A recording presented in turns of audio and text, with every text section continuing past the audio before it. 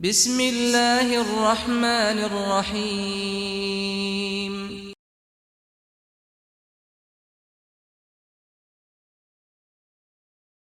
Assalamu alaikum. Wa alaikum assalam wa rahmatullahi wa barakatuh. How you doing, Akhi? Alhamdulillah, how are you? Alhamdulillah. What are we talking about today? Spectacle of death. Spectacle of death. What does that mean, brother? Because I'm quite confused at the moment. That sounds like watching someone die. No, it's what we are going to experience at the time of death Okay. and after death, inshallah. But today's video is just going to be the hardship of our souls coming out from our bodies and what awaits us in the grave. Okay. Alhamdulillah. So we start off with the death, the process of dying, and it's going to be divided: a good person dying and a bad person dying. When a person is about to leave, that is done good in this world, he's going to be lying there, and everything's going to look so bright and beautiful. It's going to smell so nice, and when the angels of death start coming down, they're going to come down screaming from the skies. But the good person won't notice that. He will probably see them as guests in his house, which there is a story about a person who was going to pass away. He thought the angels of death were guests at his house. So for a good person, it's not going to be that unpleasant. And the angels are going to come down, and they're going to take his soul out from his body swiftly and fast. And it's not going to hurt him at all. And then they're going to place his soul inside a sack beside his body. And he'll see everything, what is going on around him, his family, etc. And he'll just be pleading to them, just take me away, take me to the khabar, take me to the grave, just get rid of me. And he will just be so enthusiastic to go into the next world. But for a bad person is going to be scared, so scared. The shaitan is going to come to him with all the strength that he used throughout the person that is dying and passing away, throughout the person's life. He's going to combine all that strength and put it on that person at that moment, at that weak moment when that person is in Vulnerable. so much pain. And he's going to come to him and say, there is no God. Just say la ilaha, la ilaha, la ilaha. There is no God, there is no God.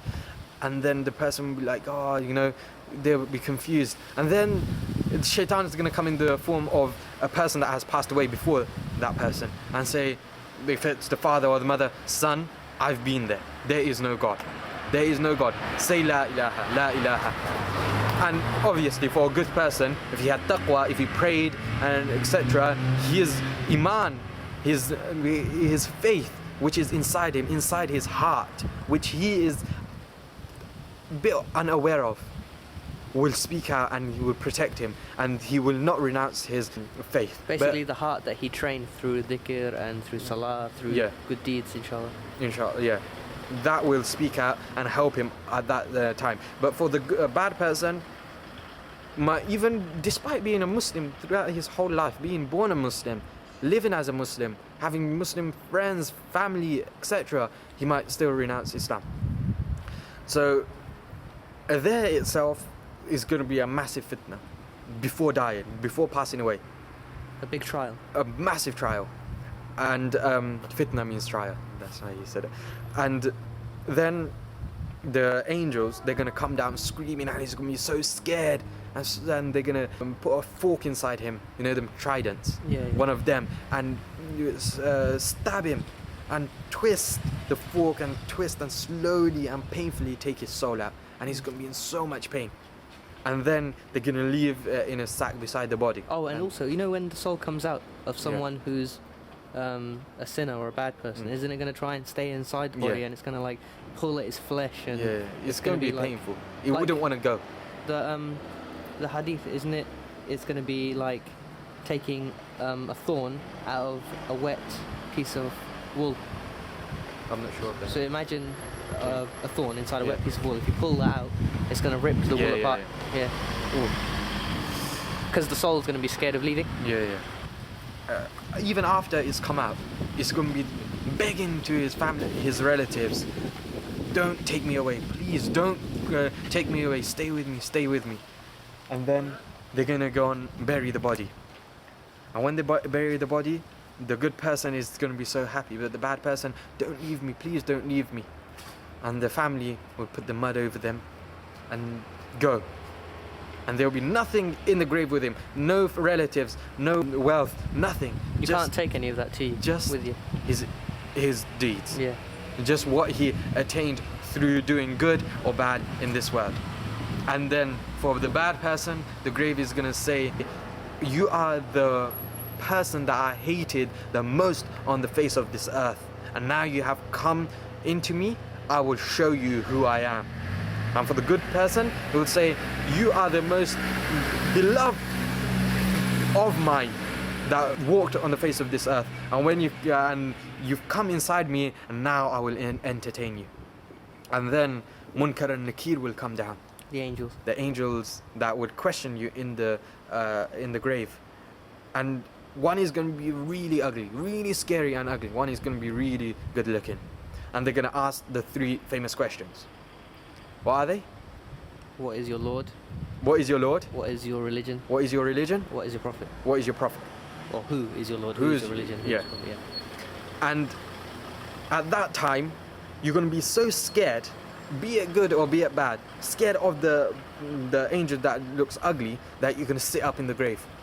And if you're a good person, the beautiful angel will say, don't worry, it's okay. And you're going to calm down. If you're a bad person, he is not going to say nothing. And they're going to give you the questions. Who is your Lord? If you didn't have taqwa in Allah, if we didn't have taqwa in Allah, if we didn't glorify Him, then we wouldn't be able to answer the question. The angels would ask, what is your creed? What is your religion? If we didn't practice upon our religion, if we didn't abide by the laws of our religion, then we won't be able to answer the question. And then He will ask you, who is your prophet? And if we loved somebody else more than the Prophet ﷺ, or if we followed somebody else more than the Prophet ﷺ, then we'll be saying him. We'll be like probably David Beckham or Angelina Jolie. You know, Or stuff Wayne like Rooney. that. Yeah, Wayne Rooney. And I think, do you know, is it important to mention how, and I'll cut this bit out if it's unnecessary, is it important to mention how, you know, at the time of Isa alayhi salam, if you passed away then, Yeah, during the time of Jesus, yeah, then you could say Jesus was my prophet. yeah, And if you passed away in the time of Musa alayhi salam, you could say my prophet was Moses. But Yeah. we're in the time of the Prophet sallallahu alaihi wasallam, Muhammad sallallahu alaihi wasallam. So we will have to say him. It won't be enough to say just Jesus. No. Or But the Moses. religion will all be the same. Yeah, it's one Islam. religion. It's important to know. It's Yeah. one religion. It won't be Christianity. I follow Christian. No, it's gonna be Muslim Islam. means person who follows Allah and Yeah. submits to Allah and is peaceful. Yeah, and to be God. able to understand what Islam is, you need to look at the meaning of the word, the root word, and etc. etc. You can't just, you know, people have labelled that. Oh, name. it's good. You got to be Asian to be Muslim. You yeah, got to be. no. Astaghfirullah. That's nothing about that. If we go and try to find out the definition of Islam, then we'll probably be able to understand it. So back to the person in the grave. For the good person, the grave is going to open up as so wide that you can't see where it has ended. And a door of Jannah will open up for him. And the sweet smelling scent of Jannah will, with its sweet breeze, will come into the grave. And he'll be able to hear the singing of the hurs, the women in Jannah. And he's gonna just lie down asleep. He's just gonna be sleeping. But for the bad person, the grave is the four sides of the grave, the four walls of the graves are gonna crush into him. So much so that his ribs will collide with each other, and they will You want to show it with hands? go into each other like that. Lovely. That's not lovely, man. We won't be able to handle that pain. And scorpions and snakes are going to be set upon the body. Snakes that are so venomous that if it was to drop one drop of its venom on the face of this earth, be it Everything. here, be it in Bangladesh, not a single drop, a single blade of grass will grow anywhere. That is how venomous it is, and it will sting him, it will bite him until the day of judgment. And it's going to be torture, and it's going to be long, and it's going to be so much suffering until the day of judgment. But for the good person, it's going to be swift, quick. He's going to lie down. Israfil alayhi salam blows the trumpet, and For the day of everything is judgment. crushed, and then he blows it for the second time, and everything is resurrected. Then the good person will say, has the day of judgment come already? I just went to sleep now.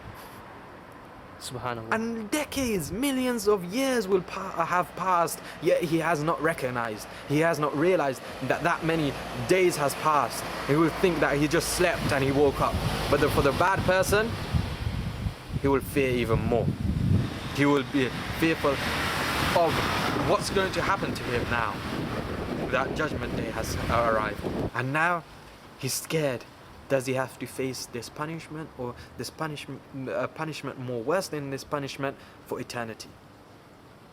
So inshallah, in the next video, we'll talk about Day of Judgment and reckoning, inshallah. But So, is it a good idea, just until then, until the next video is up, that we tell the brothers and sisters to make dua, that we're saved from that? yeah. All of us, we should always make dua that Allah saves us from the Fitna of adhab of qabr, from Adhab the of qabr, punishment yeah. of the qabr, from the fitna of shaitan at the time of death, Mm. and to take us from this world with iman, and resurrect us amongst the good people, the people that are blessed, and the people that are destined for Jannah, inshallah. Inshallah. And we should always make dua for that, and we should always make dua for other people as well. We should include everyone else in our dua, and we should also go and seek more knowledge, because this is just a little bit. I'm explaining just a little bit. There's more details to how to save yourselves from these punishments. There's Allah has given punishment, but He has given a Mercy, way yeah. of saving yourself from this punishment. Yeah, let's make a dua that Allah gives us the ability to go and seek the knowledge that will enable us to save ourselves from the punishment of the grave, and save us from Jahannam, and inshallah Allah, the knowledge that we need, ask for the mercy from Allah to put us into Jannah. Wa akhiru da'wana alhamdulillahi rabbil alamin. Assalamu alaikum. Wa alaikum salam. Peace out.